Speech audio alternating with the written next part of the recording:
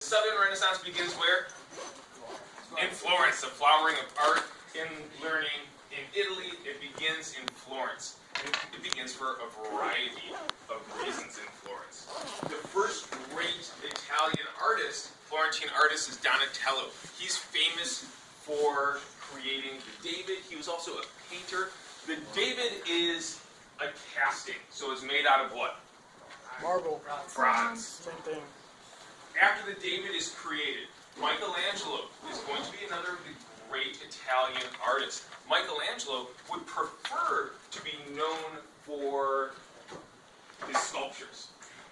He felt that sculpting was the purest form of art, and his great sculpture, another David, made out of marble, it's like 16 feet tall.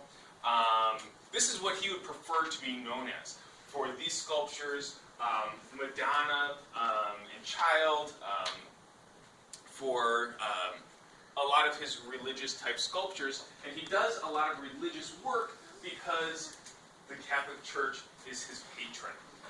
Now, unfortunately for Michelangelo, not really unfortunately, but Michelangelo is not known as much for his sculptures as he is for his painting, and in particular his painting of the ceiling of the Sistine Chapel, which did take him over 4 years to create, lying on his back as he was making this fresco on the ceiling of the Sistine Chapel. The most famous of which is the panel of the creation of man, God touching Adam's finger, giving him life. Raphael, the third great Italian artist that we are going to talk about, that we did talk about, Raphael was famous for a lot of things, but the most important thing that he was famous for was his use of perspective and vanishing points that gave depth to his paintings. As we saw in the School of Athens, the painting that's up there right now, Raphael also did a lot of Madonna paintings. Madonna, or Venus in the Seashell, these ideal feminine paintings. Now, Raphael would not be the last great Italian artist to do feminine paintings, but he does a lot of the paintings of woman with child, like his Madonna type paintings. The next great artist is Leonardo da Vinci, who was an inventor, a linguist, a sculptor, artist, painter, lots of different things Leonardo does. His most famous painting, the Mona Lisa, which was a painting of a wealthy merchant's daughter. It takes Leonardo 4 years to paint it, never gives it to the person that bought it. Arguably his most famous piece of work is The Last Supper, which is also in the Sistine Chapel. This Last Supper depicts Jesus at his table, telling his disciples that somebody will betray him.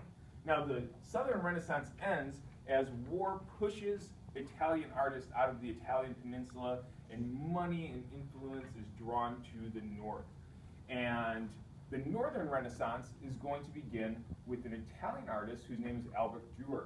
Albert Dürer is famous at the time for his realistic paintings, and he will be like the father of the realist movement, and also for his really, really excellent engravings, of which he makes a lot of, and they're of stories that the average person can relate to.